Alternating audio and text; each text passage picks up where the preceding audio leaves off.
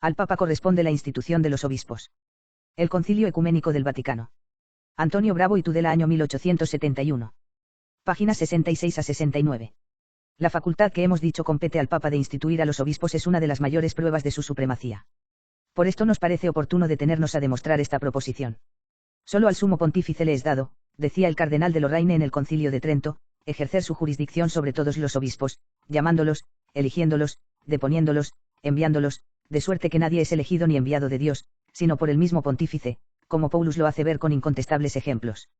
De modo que cuantas veces se oye decir que en provincias apartadas ha sido alguien promovido al episcopado por el metropolitano, hay que partir siempre de que eso se verifica en virtud de una constitución de los apóstoles, de un decreto de legítimo concilio, o de un privilegio de los pontífices romanos, de manera que la autoridad expresa o tácita de la Santa Sede haya concurrido a ello necesariamente, sin lo que el jefe dejaría de ser jefe. Así se ha visto en todos los obispos elegidos por Jesucristo, a excepción de los apóstoles. Si se objeciona con las palabras de San Pablo.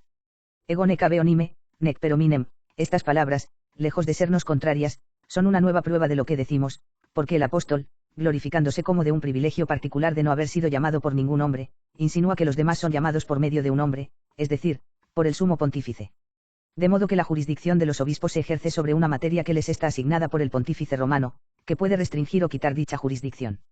Los obispos no reciben, pues, sus poderes más que del Papa, no pueden tener la institución canónica más que por el Papa, o si la tienen por otros, solo es en virtud de los reglamentos canónicos aprobados y sancionados por el Papa, que es el representante de Jesucristo, el Padre y el Doctor de todos, el Pastor de todos, el Príncipe de todos, aun de los obispos.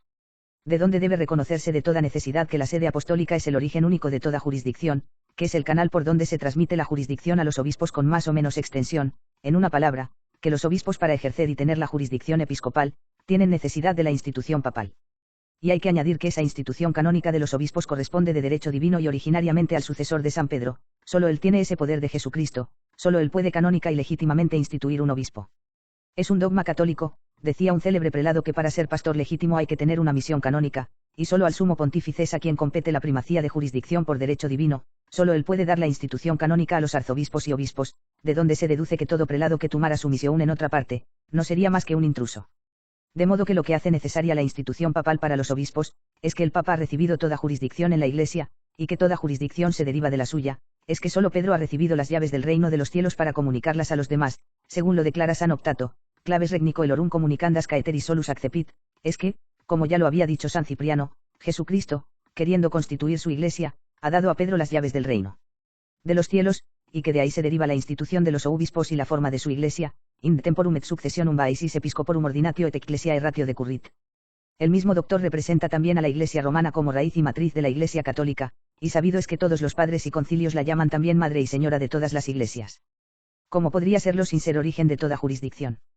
Esto es lo que hace decir a San Inocente que el episcopado y toda su autoridad dimana de Pedro, que Pedro es el autor del nombre y de la dignidad de los obispos, que el apostolado y el episcopado por Pedro suben hasta Cristo, a Petro ipse episcopatus et tota auctoritas nomini sujus emersit.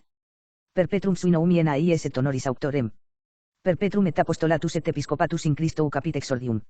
San León escribía también que todo cuanto Jesucristo ha dado a los demás, se lo ha dado por Pedro, ha querido, añade, que el ministerio de la predicación perteneciera a todos los apóstoles, pero le ha depositado particularmente en el bienaventurado Pedro, jefe de todos los apóstoles, para que de él, como de la cabeza, sus dones se esparcieran por todo el cuerpo, perpetuum dedit quici de iliais non negavit.